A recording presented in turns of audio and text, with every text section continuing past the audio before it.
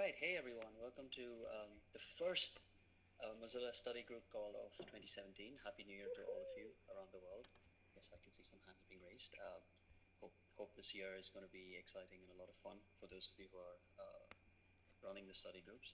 So let's just very quickly start off by me asking all of you to please fill in your names and the roll call. So if you're on the etherpad, that's on line 56 onwards.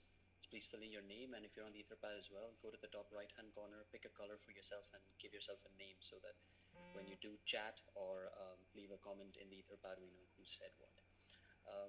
And yeah, please do that. And we can jump right down to line 72 and look at what's been of interest on the internet this month. There's a couple of links there. If you found anything of interest to this group, hey, there's Tim. If you found anything of interest for this group or anything to do with open science in general, feel free to share a link there. So that's below line 72. With that, we can dive into the agenda for this session. So this first call of 2017 is devoted to funding models, which whether we like it or not is something that a lot of us researchers have to deal with at various points in our careers. My name is Achintya, for those of you who don't know me, and we have a very special guest today, Eric Olson, who's going to talk to us about funding models. If you actually go down to line 101 at the moment, Eric has kindly compiled a document with a whole bunch of notes that you can refer to look at funding models, but I'll let him jump into the call and take it away. Sure, thank you. Thanks for all of you for having me to talk about some of this, which just to try a new collaboration, a new conversation. I'm always thrilled to try these new things with new people, so thank you for having me. In terms of the topic of the day, there's a lot of ways to ask these questions and to compile recommendations, and this is one of those topics, as with many in open, that and you guys know that there's no best practice, there's no consensus really on a lot of this yet. They're all ongoing conversations. Fortunately, they're ongoing. So what I did was pick one in particular, since it was one I've been reading quite about, a lot of us have, and that's the globalized research and where that might go, where the threats might come from in that realm, and then where do communities and collaborations come in to help mitigate any sort of possible disasters on that front. And so having a practice like this, having a conversation like this would have been difficult even 15 years ago to do them routinely and easily as we can now, even though I couldn't connect with the app that we intended to use. Usually these are conversations I get to have every week with people around the world, which I'm thrilled to do, and I'm glad to be able to do them. And the concern that folks in the global scientific community is that with some policy changes happening in the West, that some of these sort of collaborations get clamped down on by a few different things, like immigration becoming more difficult, which means people and then ideas don't move as smoothly or as often. Governments start to clamp down on their own ideas and don't have them, don't want them shared as freely, and then they look with suspicion on ideas coming from elsewhere. And again, we haven't quite seen anything that stringent happen in the West just yet, but that's the concern right now. And then I've posted a couple of different funding models that are that all sort of rooted in community in one way or another, that are possible solutions that some are further down the road than others, but are all responding to some of these concerns that about the clamping down on global communities. So first, I have crowdfunding here, which is what it sounds like, a sort of a Kickstarter for research, except not nearly as simple as kickstarting a album or something, because the returns are not quite as tangible as something like that, which is one of the weaknesses there. And even though there are a whole bunch of sites, I put on the bottom of the notes there for the funding model, there are a whole bunch of attempts at doing something like this, and a couple of successful projects, but not nearly as widespread as something like a Kickstarter for commercial products.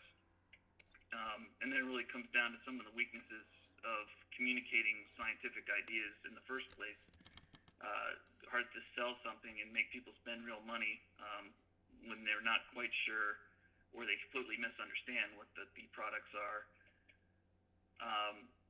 And then this next one is one I was not entirely familiar with, called social payments, which works similar to a share button, like a Facebook or Twitter share button on a piece of already published content, except rather than just sharing it on the reader's other pages or social media accounts, it sends the authors, the content creators, real money. So I don't think any projects can or have survived exclusively on this method, more as a additional method of funding, but it comes with a few limits in that there's some licensing issues and things like that can get in the way. So that's another one that have a couple of project successes, but still not widespread success just yet. So really, I think right now that the widespread discussion that most of us should be having is, how do we continue to fight for that funding, that the traditional funding that has been there all along has, even though they're not transparent methods of selection, usually they are consistent and familiar. But those are also going to be, threatened with fewer resources, in some fields more than others. So I have a few things that some researchers in the humanities pulled out that I think are particularly relevant in science as well. So getting involved in advocacy and lobbying for your field or your institution. Science isn't always thrilled to jump into advocacy and lobbying, which is one of those norms of science that go back and forth between disinterestedness and advocacy, but maybe as good a time as any to start. And then connecting with your peers and communities. So this is in your field, communities of practice, and also in your institutions, and anywhere you can get some more eyes looking for resources that help you, and then likewise you look for things that help them. And this is one of those resources that scholarly societies are starting to fill in now that traditional journals are an exclusive service that they provide. There are more things that they can do, like opening up these channels of communication. And I have in that document, or in that little paragraph there, the C4 size, where I actually found about this group was on the Trellis platform for social media platform for scientists that they provide, which is perfect for this kind of activity. And then seek out media training. So the more and more your field or fields have skepticism turned on them, it may be responsibility of the scientists themselves to start putting themselves out there and becoming a voice, an expert voice. But media training is very, very limited in formal curricula at this point. Coming a little better, but still way behind probably where it needs to be. But some institutions are now offering those for graduate students and for faculty. And I could put together a list and add it to this document if that's something that would be of interest. But that's a personal sort of pet project of mine, media literacy, science communication, sort of coming together. And then those combined with community to seek opportunities. So that's what I have. And I again, I can continue to add to this document if there is interest in anything in particular. Just shoot me a note or let me know. Thanks, Eric. The document's definitely quite useful as a curated list of resources that we can start poking around and different models for us to consider. While you're here, we have a few questions, and I was wondering if you'd be able to tackle them. So if you look at the etherpad, if it's in front of you, let's maybe start with the question that I asked on line 118. So do you have any examples of projects that have successfully used crowdfunding or social payments within scientific research? Yeah, I do. Let me see if I could pull them out of the links I have here. The only one that I saw for social payments, there was one site that was using it for all of their stuff, but they ran into an issue because they were also doing all of their stuff with Creative Commons, and then they having Creative Commons at the same time as they were doing commercial opportunities for their content, so that they sort of ran into a barrier here. I'll find those though and put them both there in the document. Great, thanks very much. And then we have a question from, I think it was, is it Aurelia? Yeah, it must be. Could you describe a bit about the AAAS and rather AAAS's Trellis platform for those who are not familiar with it? Because I believe that's where Aurelia got in touch with you. Yeah, of course.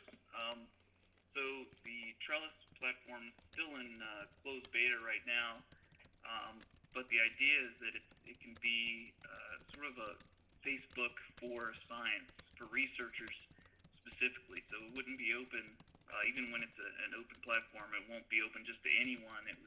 They need to be somewhat involved in the research enterprise. And the idea there is to group up around topics or institutions of interest, to share resources and ideas and have conversations around content. And for me specifically, I work with a couple of groups, but mostly with this Community for Science Communication group, and it's all about the convergence of communicating science and building communities. So that's obviously relevant to what we're talking about here, and to even these meetings like this. This kind of stuff that we discuss there. So if there's interest in joining that, you can shoot me a note and I can forward it to the community manager for the Trellis platform. I don't think there'd be any issue getting folks in this group on board, just their time, I guess, getting on. They usually want to do a little tour first, but yeah, if you send me an email, I can post my email in here too. I could forward that along if you would like to join. Great, thanks. I'm sure that would be pretty helpful. Just very quickly, I have a question about about that when you said it's kind of like a Facebook for researchers. There are already a few platforms that are attempting to do this. What, in your opinion, stands out for Trellis other than the fact that it has the backing of the AAAS? Yeah, I think part of it is that, well, it's sort of tied into the backing of AAAS, but they onboarded every single AAAS member here recently in the last couple months, which is a massive, massive number. And it's become a resource, as I mentioned before, that scholarly societies are sort of trying to find their place, their usefulness, now that the traditional journal is not quite what it once was. And for AAAS, it was providing communication and community tools like Trellis. And a lot of scholarly societies are now using Trellis as their sort of focal point for communication and community. And I think one of the reasons that when I first joined Trellis, and I asked them that same question, that they've been slow to get out of beta, not rush to get out there and grab as much as possible, is that they don't want to just have every special interest show up on Trellis, and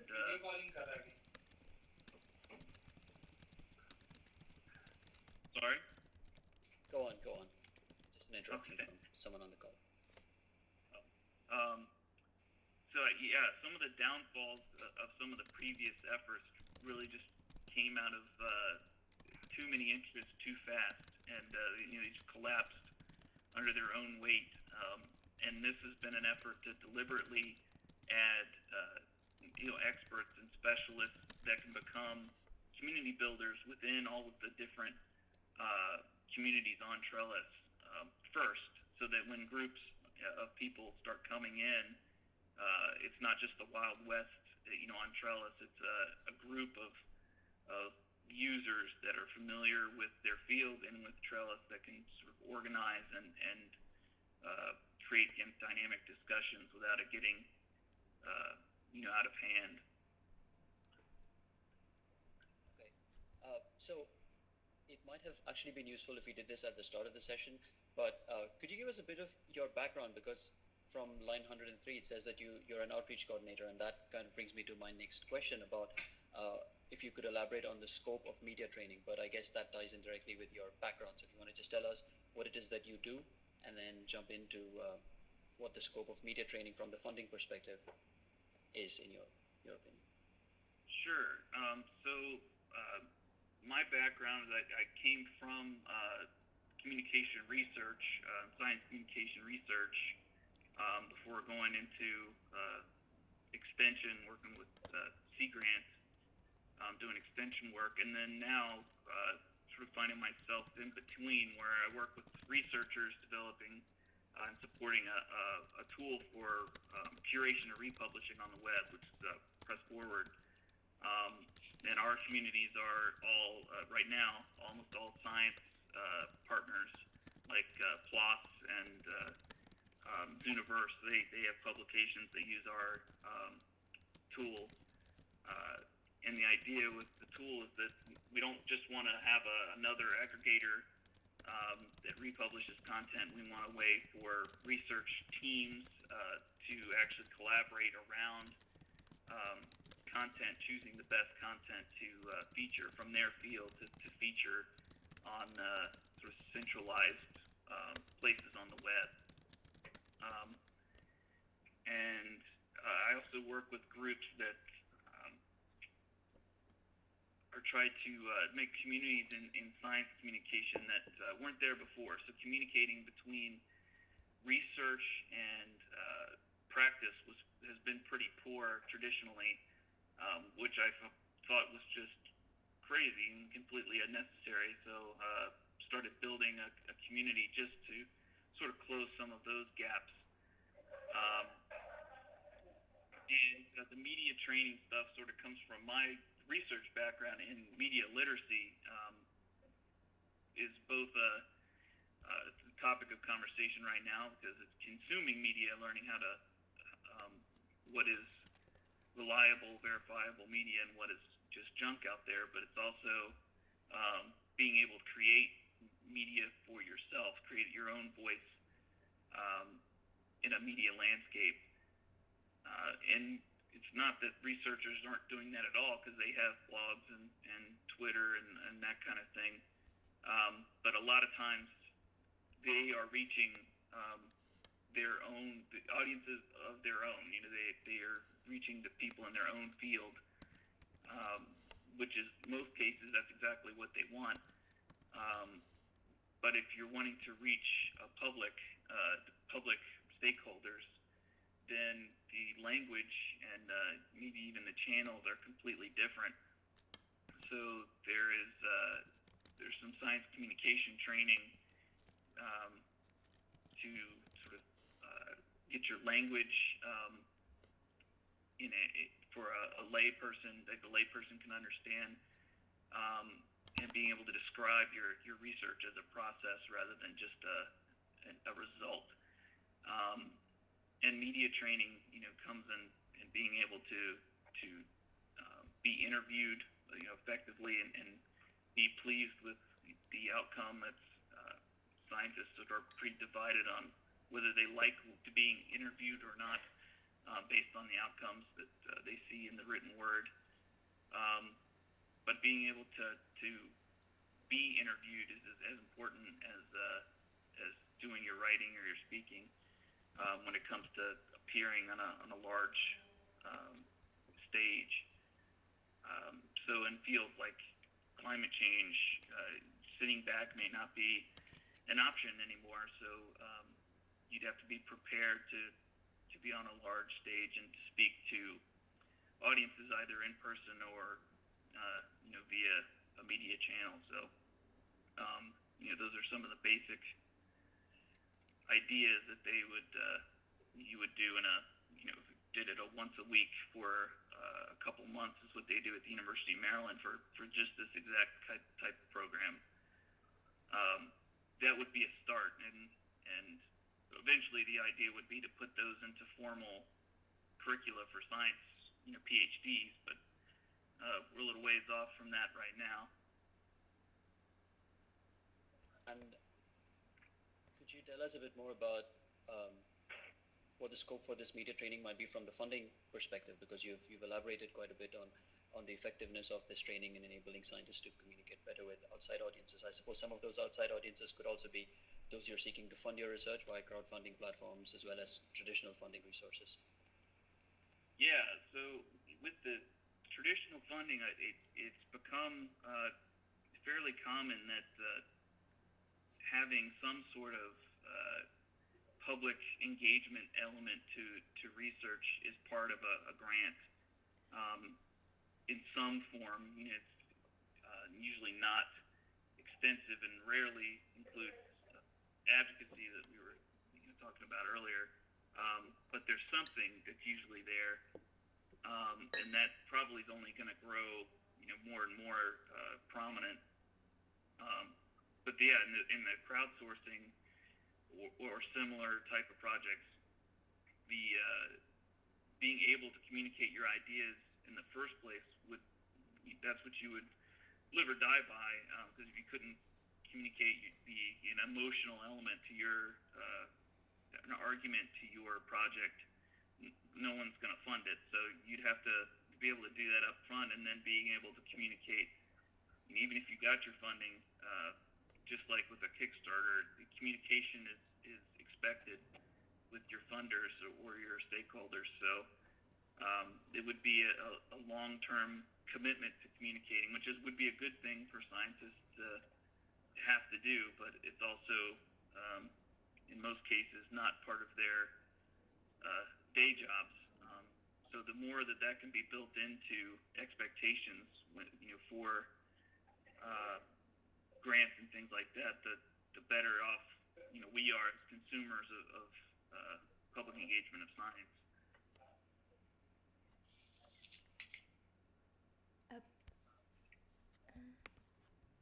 Achintya, I think you're muted.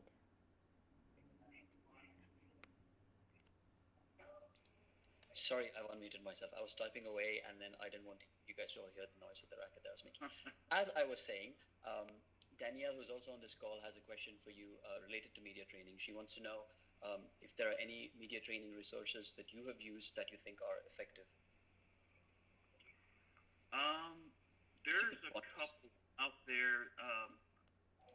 AAAS, the Center for Public Engagement, has a whole.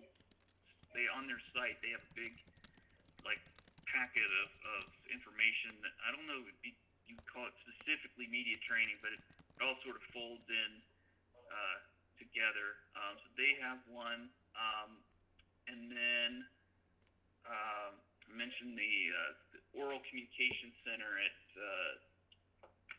University of Maryland College Park has a program. I'm not sure if their materials are public.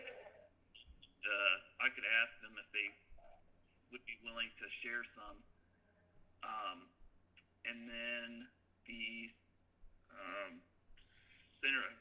Center Science and Society at Duke is a program or initiative that also does public engagement media training for graduate students in the sciences there. And I also talk to them sometimes, so I could see if they have something that they'd be willing to share. Okay, that sounds great. I'll also go into that question and see if I can add some resources from the stuff that I know. Daniel, great question. We have another question. I think it's the last one so far, but maybe we get some more before we're done with the call. And this is Naomi from eLife, who wants to know, thinking far ahead, could there be a funding structure based on blockchain? So I believe this is the technology underlying things like Bitcoin and so forth. The most verifiable, reproducible research gets the most money or something like that. Do you have any thoughts on that? I just earlier this morning I saw there are some projects that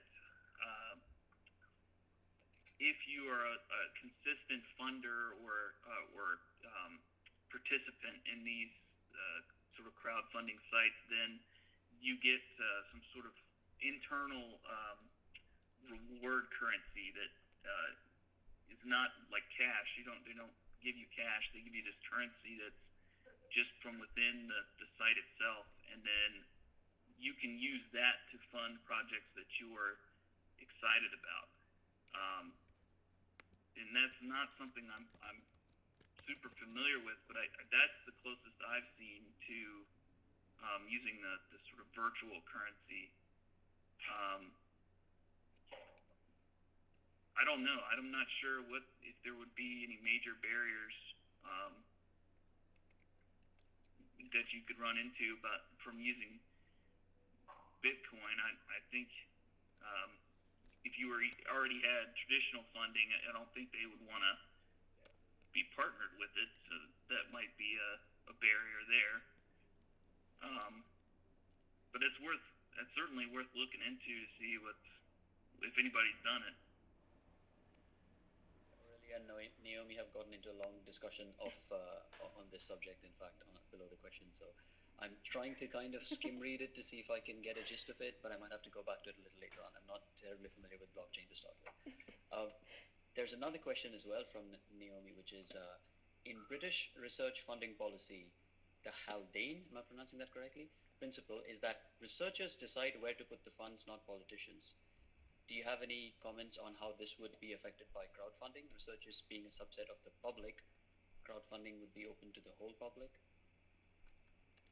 Actually, there's a project that I stuck in this document somewhere. It's under the social payments. I read this paper, these folks in Germany, the project was called Confundos, I think is how you pronounce it. But that's kind of what that was, in that they proposed that even if you started with traditional funders or the government, that instead of them trying to figure out where all this money needs to go, there would be some sort of seeded big research projects that these researchers would actually communicate with stakeholders and smaller research projects, and then because they have actual lines of communication, they'd be more likely or more easily determine what would be useful research to actually fund. So that is the closest I've seen to that idea, that the researchers are making those decisions themselves. In the crowdsourcing argument, there's an argument that don't make it public at all, only have researchers be participating in the crowdfunding, so that they'd essentially be a peer review layer, which would be similar to what you would do at the traditional funding organizations now, except it's all transparent, it's all online, the process is all visual or visible, which I don't think anyone's done that yet, but obviously the concern would be how much money is there to go around from researchers to researchers. But yeah, those two have been the two discussions I've seen that sort of come from that angle. Okay, I'm going to poke around the link to Confundus once we're done with the call to see what exactly it says. I was wondering if you had any thoughts about the call for open research proposals. One of the arguments made in favor of this is that there's often a lot of competition for funding, and you might end up duplicating projects because you're not aware that there's another project that's trying to do the same work. So there's been, some people advocating for having open proposals where you go out right at the beginning and say what you're going to do. Also gives priority to those groups, so that you've established that you are working on this project, and maybe you get scooped. I don't know how that whole mechanism works, but do you have any thoughts on how we deal with the call for open proposals, open research proposals? Yeah, I mean that in the benefits column of both of the um, social payments and crowdfunding would be that the work is out there, or proposal that they're out there for everyone to see.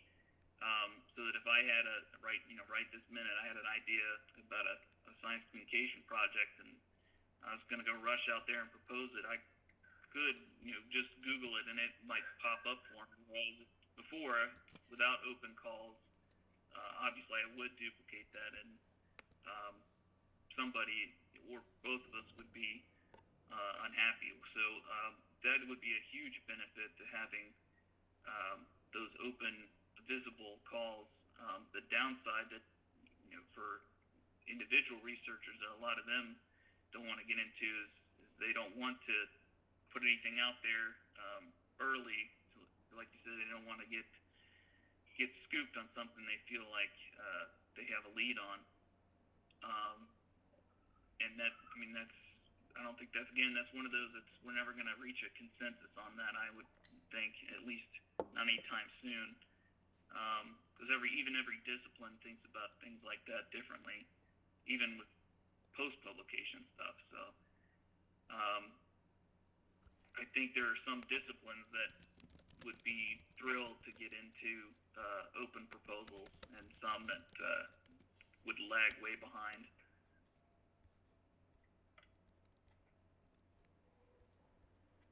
There's a question from Tim, I think. Is this you, Tim? On how good people are at picking winning, in quotes, research. Given a stack of applications, how well do we do at picking ideas that turn out to be, in quotes, successful? It's a very interesting question. This has to do with some of the open science projects and so forth that we've come across, where there's you make a proposal and then you try and figure out whether this one will have the outcome that it is claiming at the start. Do you have any idea about any research that's been done on this, on how good people are at selecting research that might then eventually prove to be successful? Yeah, I'm not sure if successful is the word they use, but I was reading, or it's in one of the links.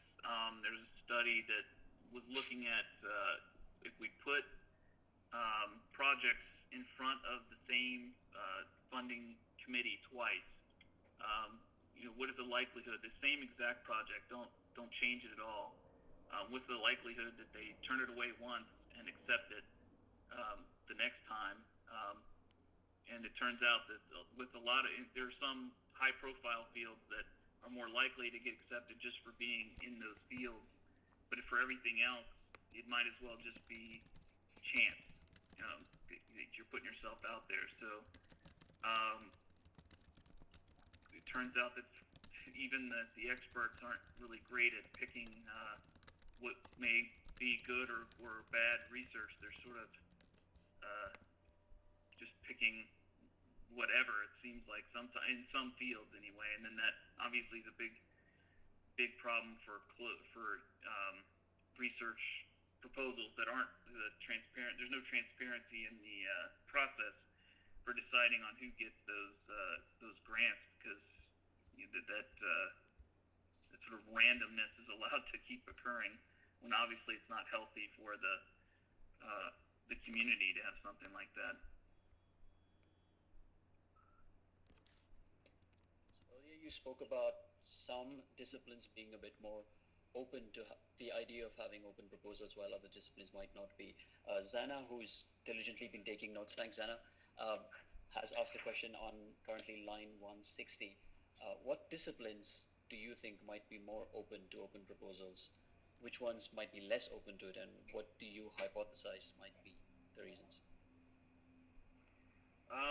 Well, Put you in the spot there to an extent. Open is sort of a tricky term because not everyone agrees on what that means, but generally speaking, physics has been pretty enthusiastic about putting their materials out there on archive, and then other fields have tried to basically just replicate that exact model and had huge backlash. Biology was the one. This has been some years ago now, but tried to just do the exact same idea, and it did not work at all. I couldn't tell you all of the, break them all down, but those are the two examples I saw earlier today. That their culture is just very different in terms of how they perceive what should be and what shouldn't be made available outside of their journals. So that's one of those sort of culture change issues that if they want to move into what they're calling Science 2.0 and open tendencies, then they've got a little ways to go, with their occupational culture. But things like physics are way ahead of even in the humanities are pretty slow to adopt outside of some fields like the digital humanities, obviously. So it's not a one-size-fits-all solution, obviously, for every discipline. There's a lot of continued conversation on what the best road forward is.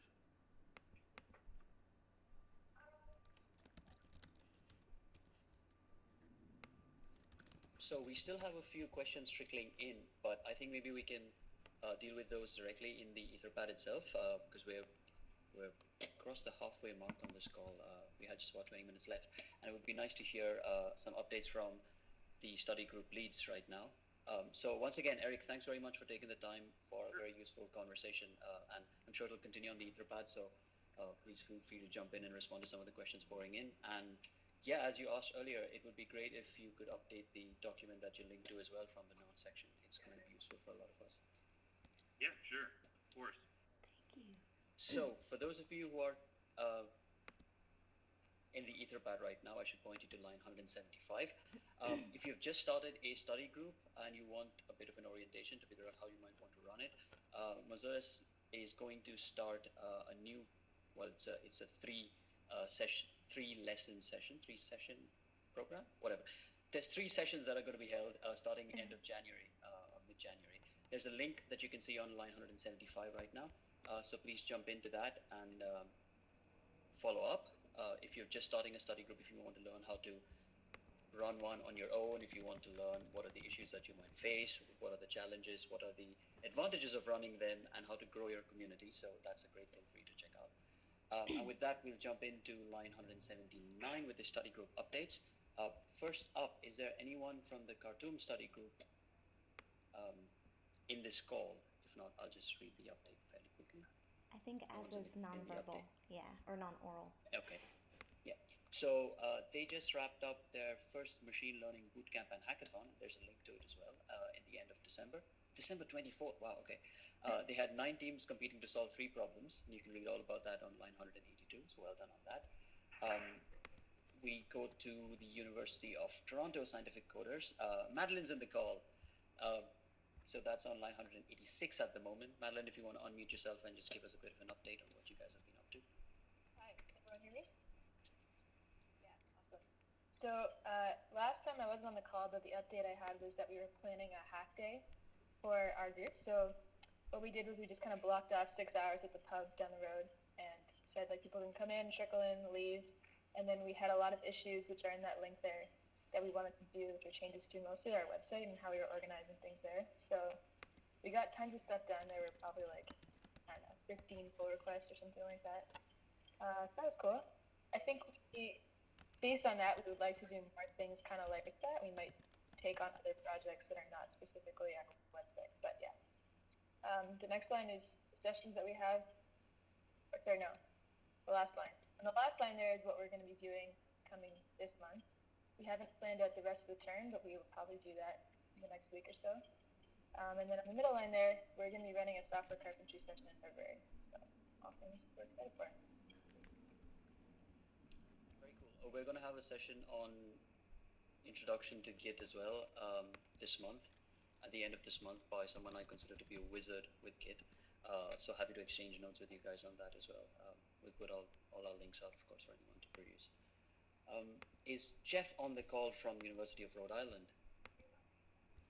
I see Aurelia shaking her head, so it's probably not on. What about if we drop down to line 204? Sue, you're in the call. I am. Great. Can you hear me? Yes, we can hear you. Yeah. Can you see me? Yes. Yes, now we can. Hey, okay, good. Hi, I'm Sue McClatchy. I've got a lot going on with the study group.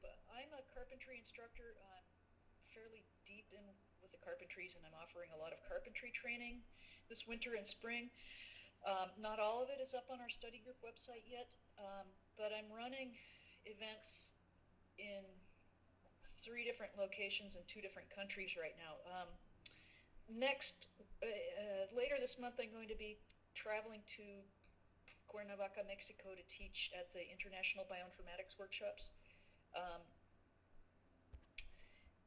and in Spanish, which which is really going to be fun for me and really challenging. I taught in Latin America for years, but never always in English. So I'm translating lessons into Spanish. Wow.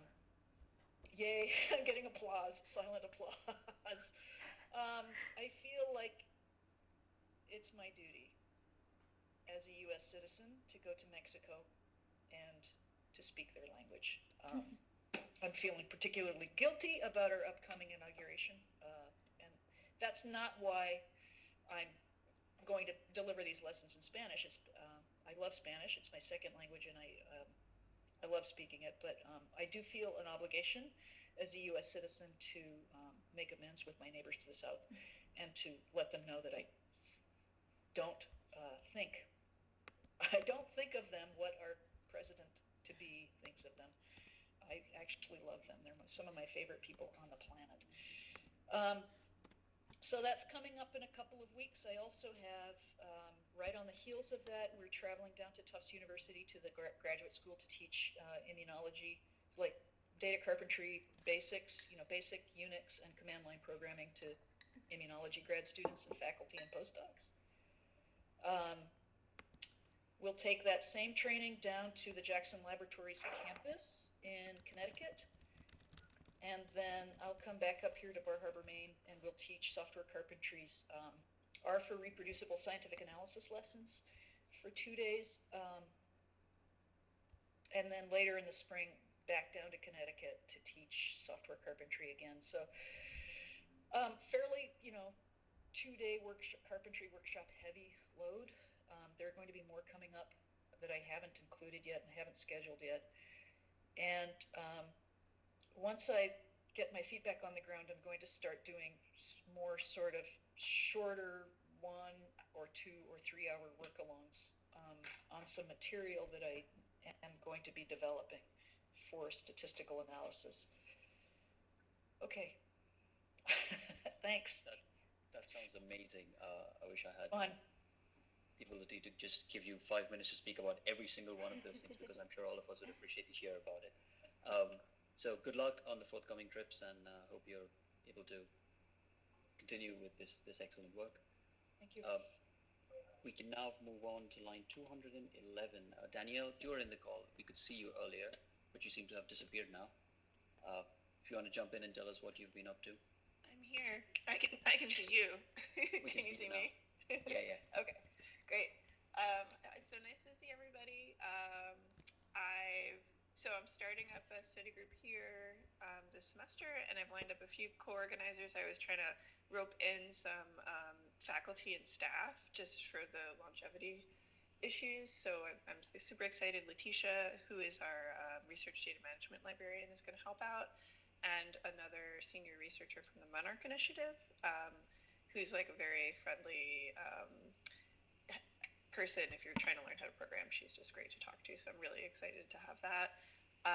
And we have a date to have our first meeting. And so I think what we're going to do is a bi-monthly format where we do a 1 hour lunch and learn at lunchtime. And right now there's no funding for that lunch. People bring their own lunches, but perhaps that could change.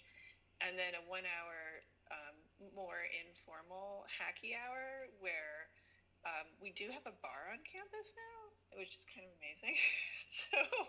so maybe we'll go there at like 4 or 4:30 and just sit there, and everyone can work on their own projects. And we have a bunch of people who participated in our Science Hack Day last year, who are researchers who are interested in software, hardware stuff. So I think so far we have a bunch of people interested, so I'm excited to see who shows up. I'm also so glad to be done with my defense. It's still not over that. And I will be, so I started making my own GitHub pages website, but then I saw how nice yours all look, and I think I'm going to be forking that because they look good. So I hope that's okay. Yeah, that's my update. So just getting started, and I'm also going to be joining, I did the study group orientation last quarter, even though I was supposed to be starting a study group, but with my defense, it didn't actually happen. Or, initial meetings happened, but the group itself didn't happen. So I'm going to do it again. So if anyone else is starting a new group, the study group orientation is really great. And it's nice. It's so nice that I'm going to do it twice. So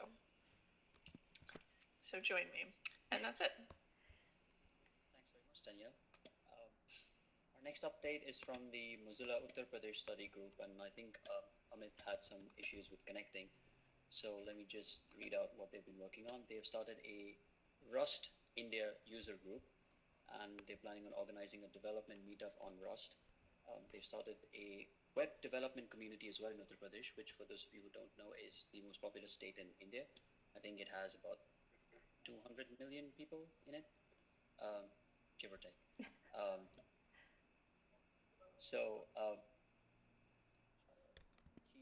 And Amit's also speaking at the Wiki to Learn India conference in 2017. Hey, all the best for that.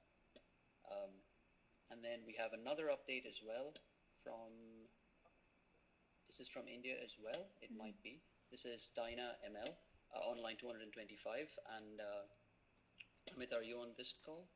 No, well, it's the same person. So. He's insane. He runs 2 study groups, which is amazing. That is, yeah, I'm jealous. Barely run one. So there's some updates there as well, which I really need to read a bit more carefully before I can comment on them. So I'm just going to skip through that.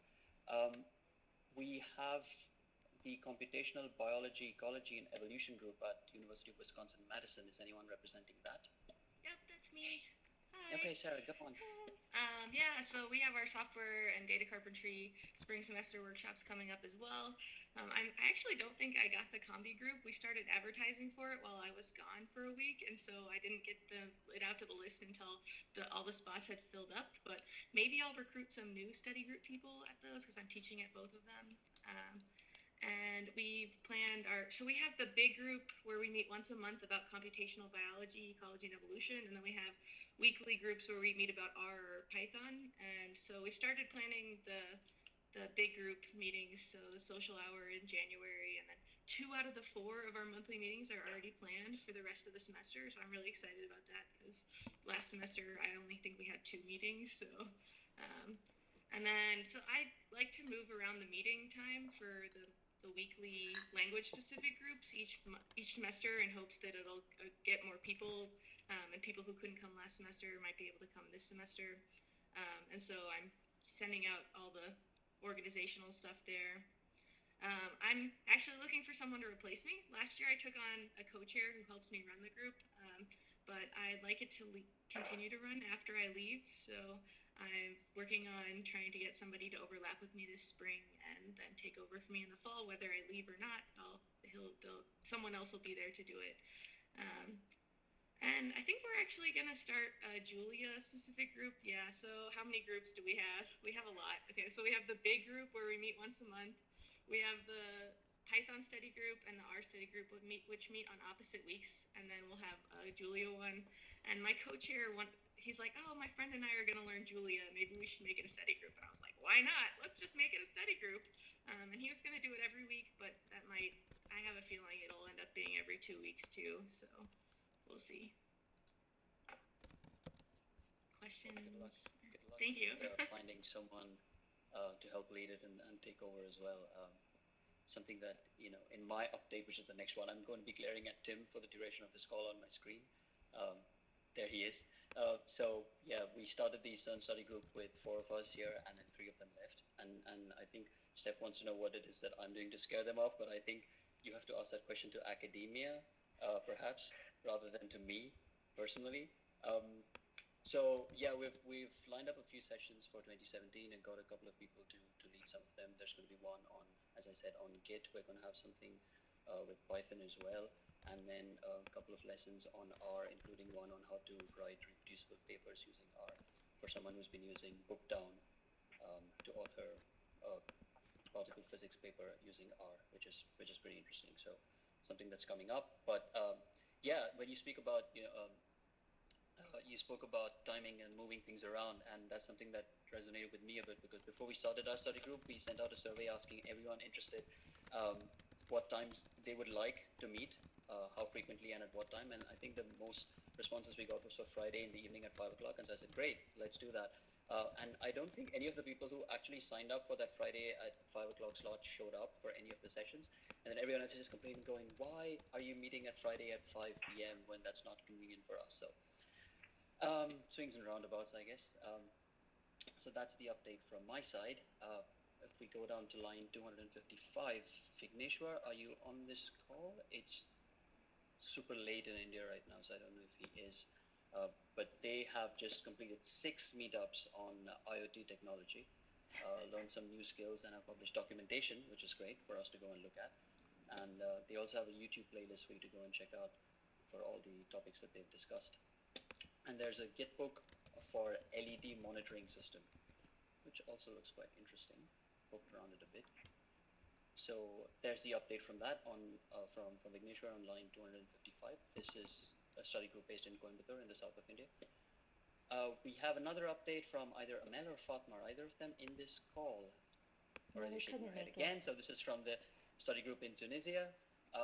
They presented work at a symposium organized by the young researchers at, what's IPT? No idea. University in Tunis? No. Institute and Pasteur. Institute of Pasteur. Yeah, the Pasteur Institute. Oh yeah, that's right, yeah. So they have a bunch of improvements and resolutions, which is great to start off the new year with. They will have their projects conducted on the model of hackathons. 2 to 3 days to start with, and the outputs will then be used to serve as a basis for grant applications, which is a great, interesting approach, something that resonates with the theme of this session as well.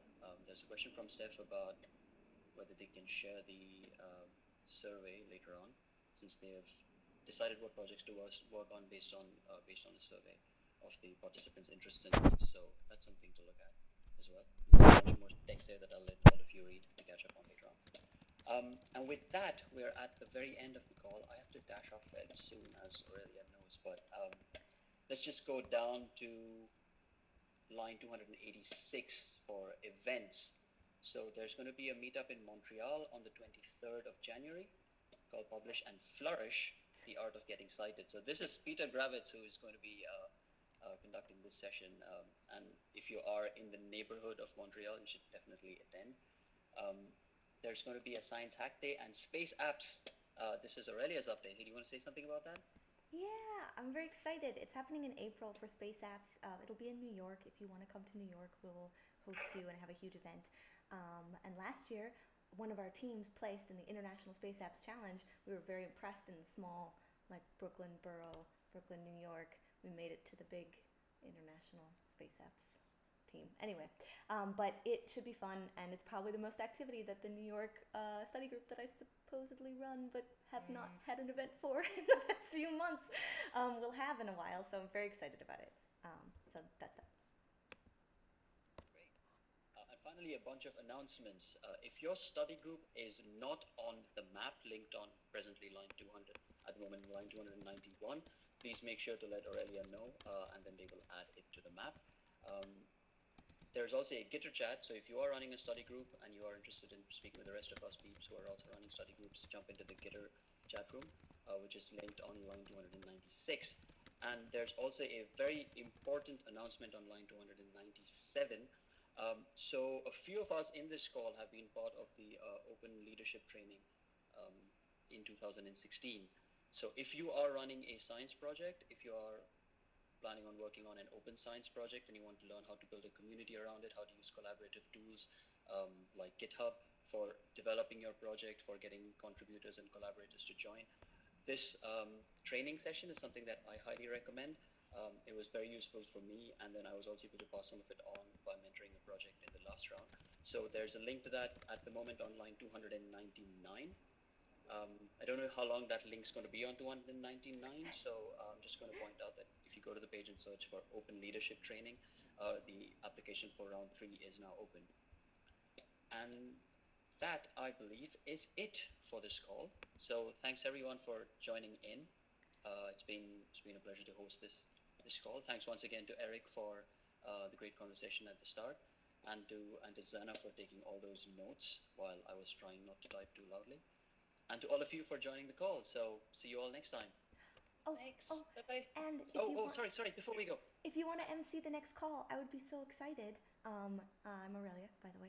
You can put your name underneath line 338. Our next call is February 3rd, and I would be delighted if you would sign up.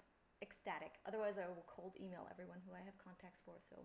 Yeah, please someone sign up. Oh yeah, someone sign up now. Save the rest of you. Okay, bye everybody. Thank you for coming. Bye. Thank you, Achintya. Thanks very much.